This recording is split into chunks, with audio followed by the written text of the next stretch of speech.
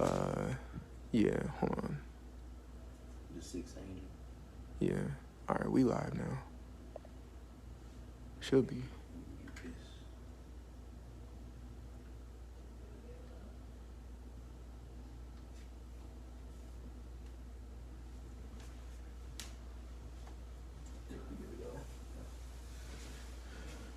All right, Shalom.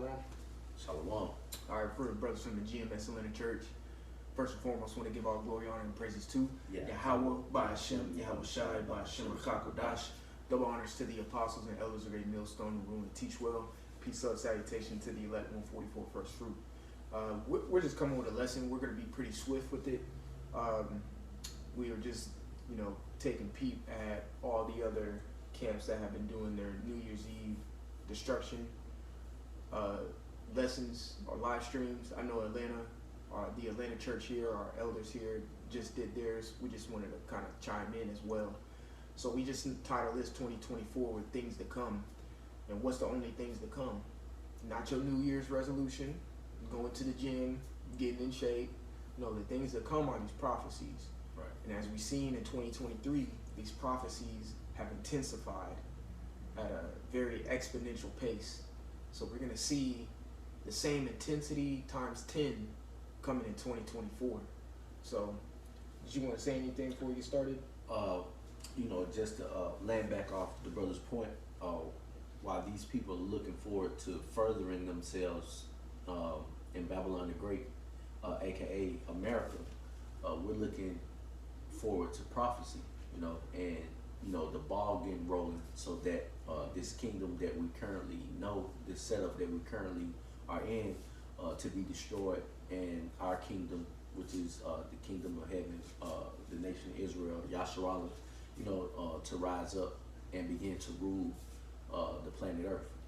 That's right. That's perfectly said. It's about that time. You know what I'm saying? Most people are excited at this time of the year.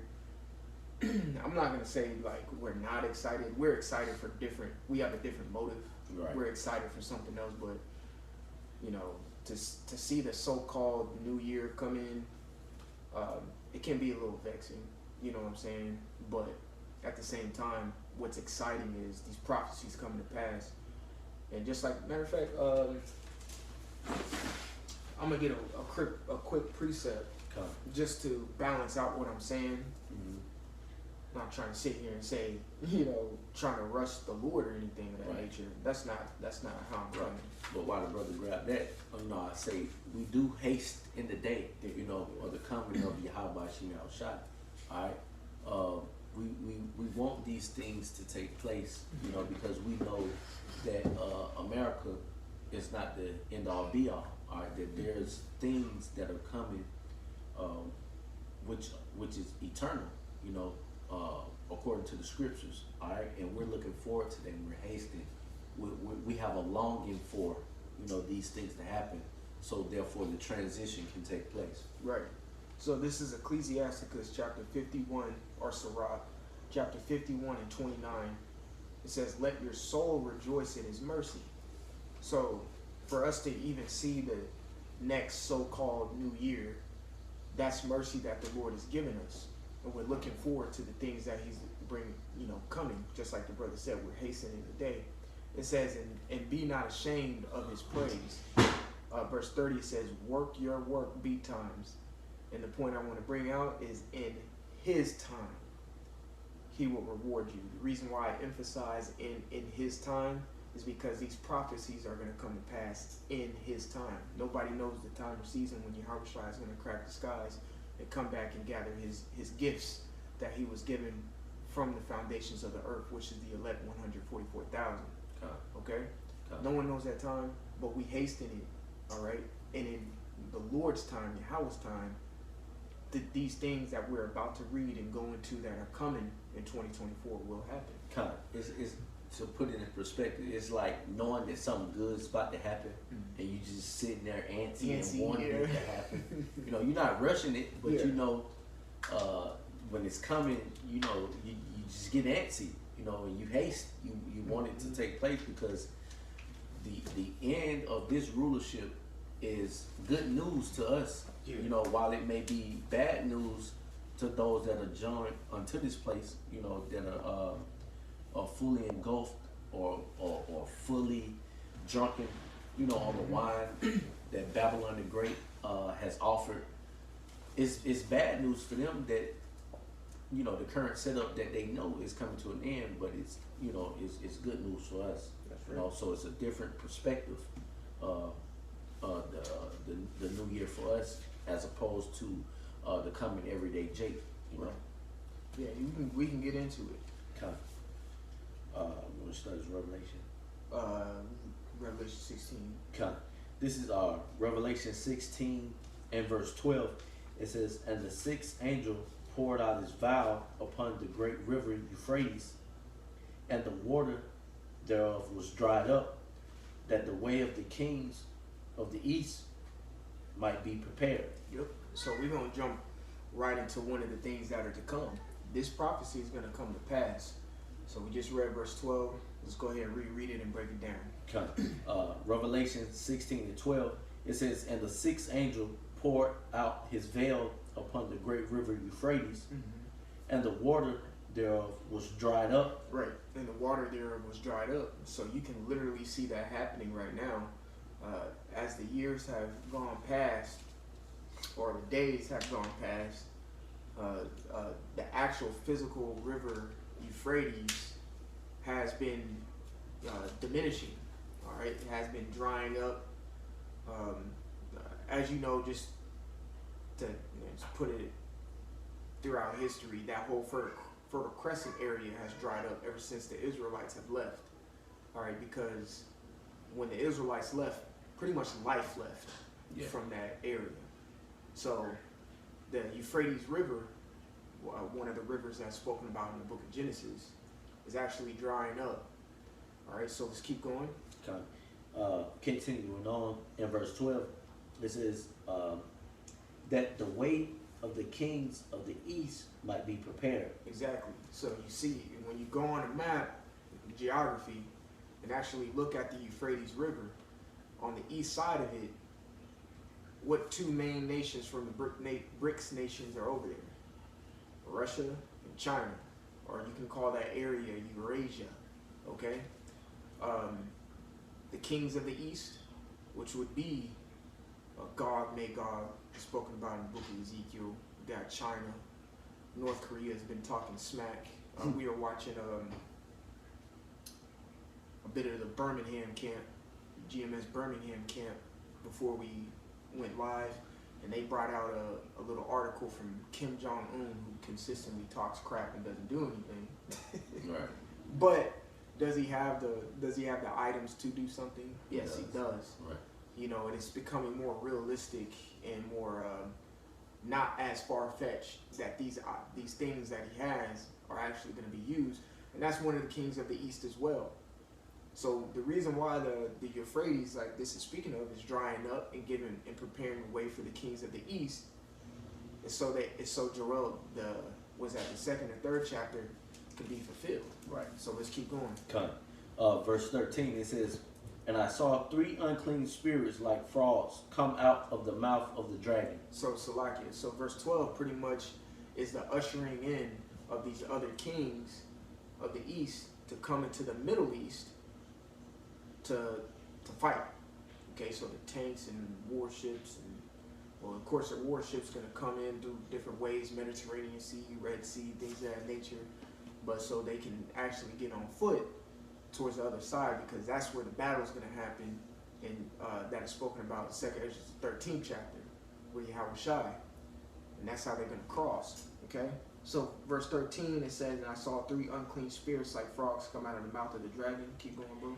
"And out of the mouth of the beast, and out of the mouth of false prophet." That's right. So the three unclean spirits, you got the military side, the religious side, and the financial side. Financial side, Bank of England. Yeah. Religious side, the Vatican, and then the military side over here in America, Washington D.C. Okay. Yeah. Let's keep going.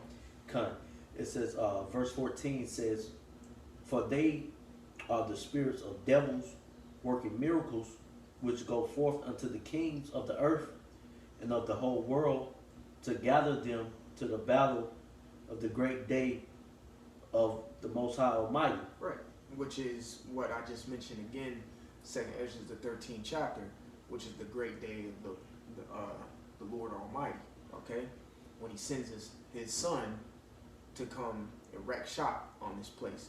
These are things to come, Lord willing, in 2024. Yeah. Okay.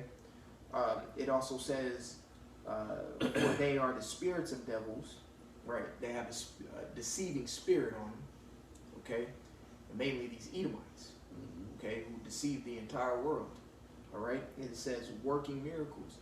You know, when you take a little, do a little study or a deep search on that word miracle, it means devices or technology. You can bring it into technology. You know, it's like these deceiving Edomite tech. Yeah. You see, Yeah. Which are miracles. Right. For example, the Neuralink. You know, that's very deceptive. Yep. You know, when a person can be implanted with that, and it seems as if, you know, a miracle has been done. You know, a person that hasn't. But a miracle has been done. Yeah. Yep. It's really, you know, an enchantment. You know, because the true miracles are gonna come by way of Yahweh Shem Shai, but to the naked eye, you know, or the outside looking in, you know, motherfuckers look at Esau, you know, as a miracle worker. Right. When a person who hasn't walked in 30, 40 years get up, you know, once they are implanted with their Neuralink and get up and walk, you know. Yep. So let's hold where we're at right there, and just because this is going to be that's a good flow into Revelation 13. Okay. So you can get Revelation 13 and 16. Yep. This is Revelation chapter 13 and verse 16. And it reads, and He causeth all, both small and great, rich and poor, free and bond, to receive a mark in their right hand or in their foreheads. Right. I watch, sometimes I run past some Christian pages on YouTube, and they'll speak about this script but never tell you what the M-A-R-K is. Yep. You know, they'll just be like, yeah, stay away, you know, like it's some conspiracy. No, Right. but tell us what it is. What is it? What is it? And that mark that it's speaking about right there is the RFID micro C-hip. Yeah. Okay? Which the brother already mentioned. Neuralink was that Elon Musk. Yep. You know, they've already started human trials on that. Right. All right? And yet, there's plenty of videos out there. Did you see that one video of that dude who was on the basketball court and that weird Edomite lady was on the court with them, and she had an actual... Oh, I ain't see that one. Yep, she had an actual C-hip implanted in 2023. Yeah. By the way. So this is not far-fetched. And she said, I can open doors, I can unlock my phone, I can unlock my car, I can drive my car, I can do this, I can pay, I can... all of that. Right. You see your things at regular stores like a Kroger or something. The tech or the miracle that is there is already gearing people to just swipe a hand, touch it, because now you can tap your card. Yeah. Don't even have to put a pin in anymore. Right. You know, it's all conditioning people's minds to get familiar with that physical movement. Right. For when they do get that C-hip, so they can buy or sell, which we're going to get into here in a second. Because you remember prior to that, it was swiping. Right. Then you had to insert the chip. Right. Now you can just tap and go. Tap and go. You know, very convenient. Right. How convenient, you know. Esau knows how to package this thing. Right. And this world is so far gone that they look at it as a good thing. You know, all the data being stored, that C-hip being able to track them, you know, keep all their medical records on it, keep all their financial records, you know. They think of it as a good thing, you know, giving all their privacy over to Esau, man. Right. You know. I don't know if you ever seen that one commercial with Matthew McConaughey. he was like in an AI Western, and he made a statement. He was like, if AI is the, is the Western or whatever, the data must be the new gold. And I've been doing a plethora of videos on a company called OpenAI. And they've developed something called, we know it as an AI. They developed something called AGI, which is artificial general intelligence, which is a step above AI. And all these companies have been fighting to get AGI, but what are they fighting for? Data. Right. And if once that RFID CHIP comes out and collects your data, they have control on you, and they have control over everything you're about. And now you're what the apostles love to say, you are connected to the Internet of Things. Yeah. That is a miracle. And that's when you go into that word miracle in Revelation 16. It means it goes on along the lines of tech or technology, because that is a miracle. Data is the new gold. It's no longer the normal gold standard anymore. It's no longer fiat currency. It's no longer paperback bills. It's no longer credit cards, debit cards, going to the bank, withdrawing money from it. It's data. Data is the new gold. That's going to be the new currency. That's how you're going to buy and sell. That's how you're either going to be rich or you're going to be poor. Right. And AGI is artificial general intelligence. That intelligence is matching the intelligence of an actual human. So, we see AI and how much it's increased. AGI is taking it a step further. We're here. These are things to come in 2024. Right. Yeah. Let's finish verse 17. Revelation 13 and 17, it says, and that no man might buy or sell save he that had the mark, or the name of the beast, or the number of his name. We can stop right there. Go back to Revelation 16 and verse 15. So we understand the miracle, but go ahead. Revelation 16 and verse 15, it says, behold, I come as a thief. Blessed is he that watcheth and keepeth his garment, lest he walk naked, and they see his shame. Yep. And that precept reminds me of, we are not ignorant of Satan's devices, okay? Or we're not ignorant of Satan's miracles that he does. The book of Exodus is about to happen again, where it was Moses versus the Egyptians. Yeah. So there's going to be these prophets versus these elite. They're going to work their miracles. The Lord's going to checkmate with a miracle on the right hand side. Okay? Until we keep making moves until Esau can't match it no more. Yeah. Just like it happened in the book of Exodus.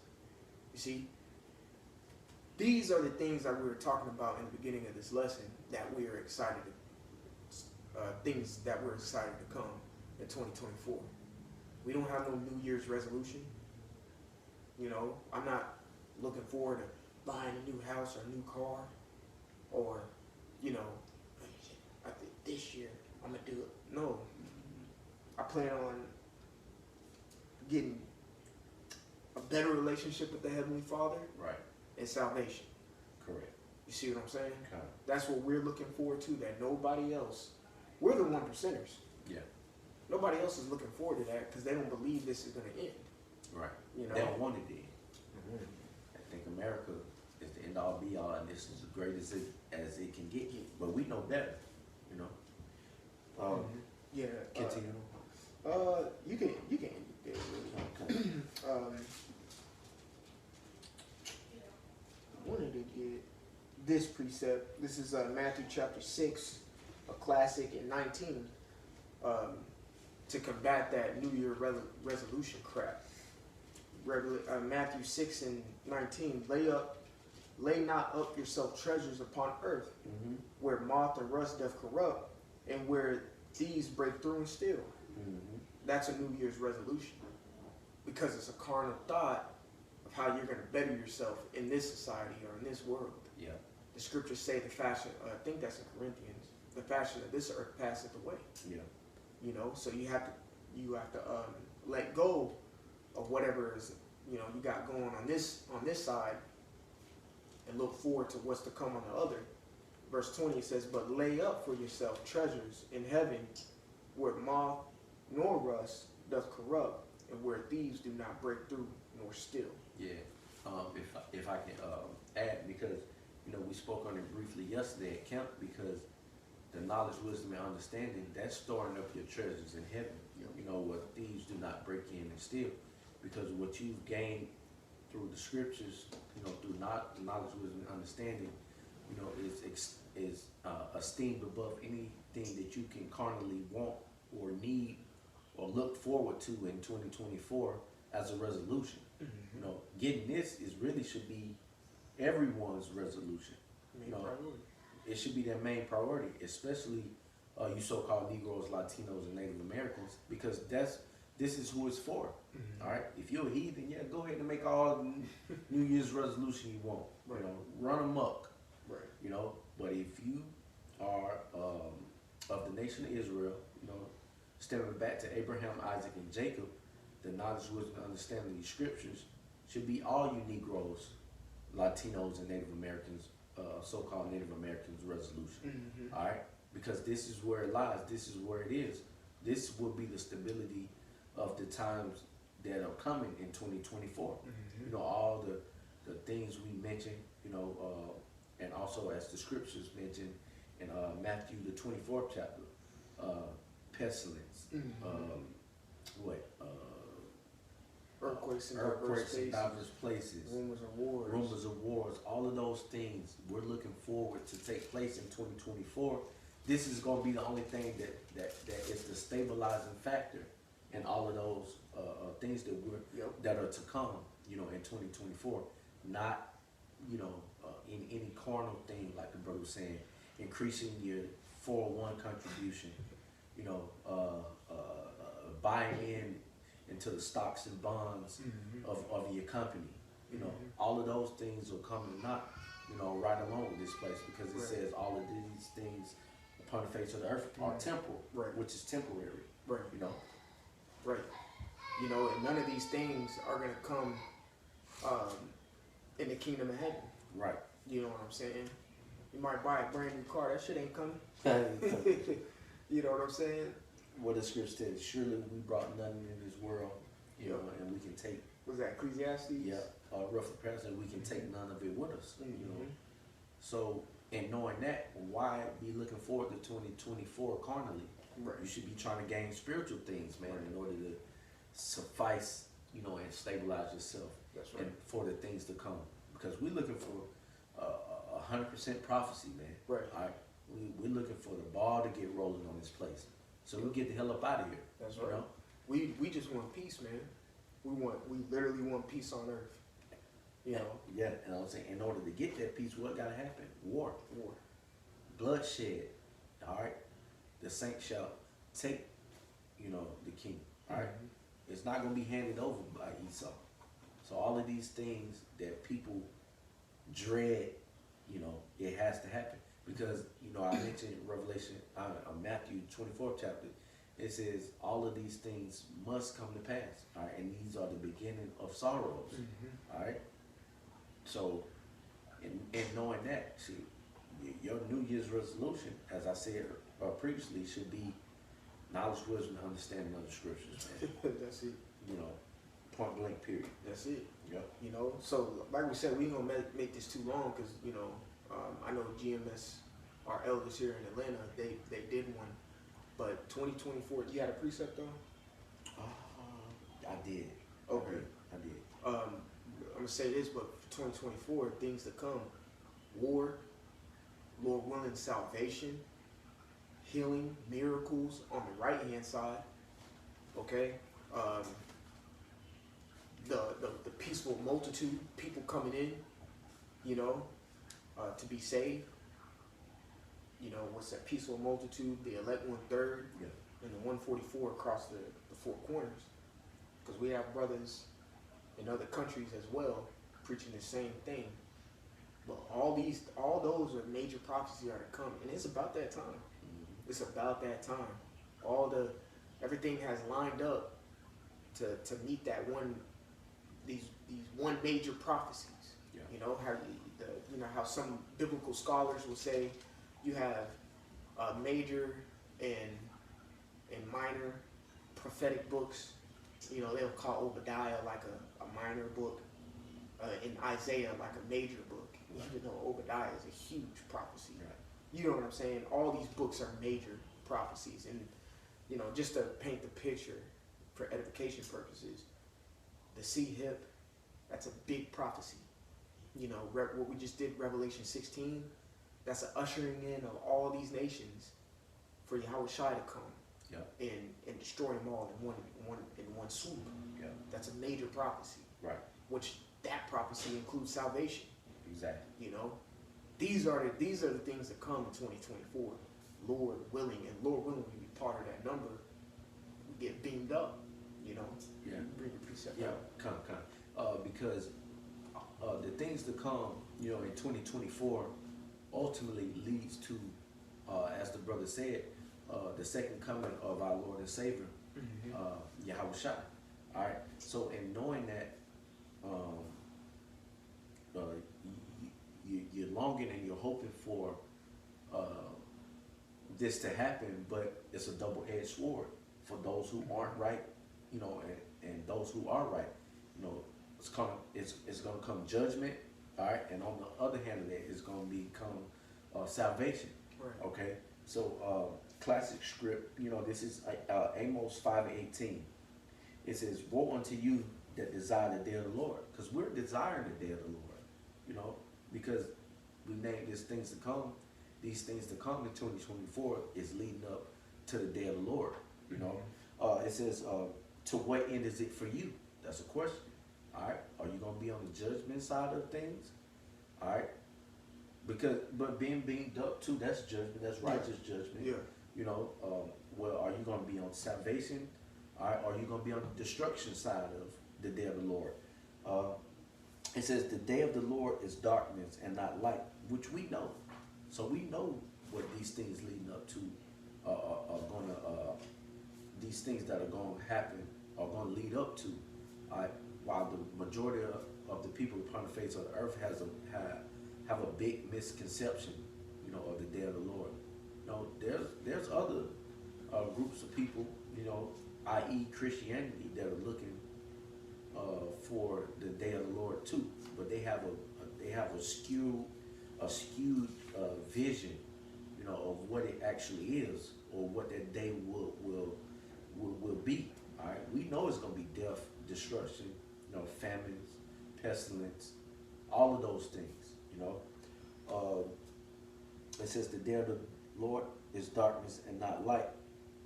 Okay, and that was it on that precept. Well, hey, see, that's pretty much. We just wanted to be straightforward, and hit major points. You know what I'm saying, and major things that are going to come in 2024. Yeah. War, pestilence, insurrection, all hell breaking loose, martial law, all these things across the world. A kindle will be fired, or be burned before Yahweh Shai comes back. Yeah. Just like he was speaking about in the Gospels. A kindle will, fire will be kindled. Yeah. And we're gonna see that. We're coming in sometimes. And let me say this too, man. Prepare. Yeah. Prepare yourself mentally, spiritually. Prepare yourself physically. Fuck it. We live in a carnal realm. Prepare yourself physically. The scriptures say bodily exercise profit a little. Exercise. Go for a run. Do some push-ups. Whatever you need to do. Eat healthy.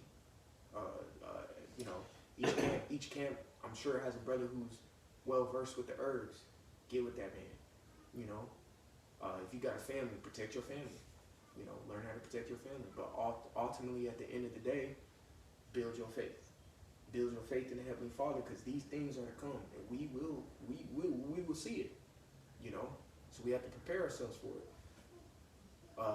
I always like saying this, and I'm gonna end it off here, unless you have anything else to say. I'm gonna end it off here. And I love saying this quote: "Chance favors the prepared mind." Mm-hmm. Chance favors the prepared mind.